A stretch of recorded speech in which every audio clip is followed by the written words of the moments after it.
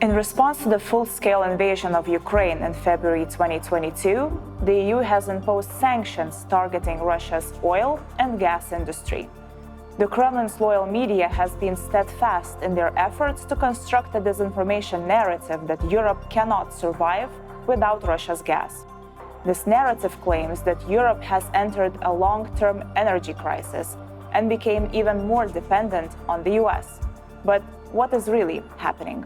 In response to the unprecedented levels of sanctions imposed on Russia, the Kremlin's propagandists have sought to portray these sanctions as more damaging to Europe than to Russia. In June 2022, the EU prohibited the purchase, import, or transfer of seaborne crude oil and certain petroleum products from Russia.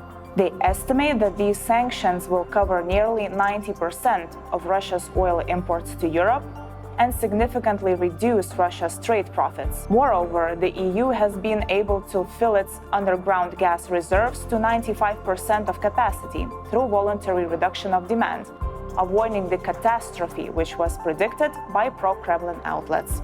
Of course, the outbreak of the war saw substantial increases in domestic gas prices. However, the extreme implications which Russia was painting were never realized. But the Kremlin's propaganda purposefully used gas blackmail rhetoric to stoke fears about the international impact of the war, to undermine international support for Ukraine, and show their domestic audience that at the same time that Russia's might cannot be shaken.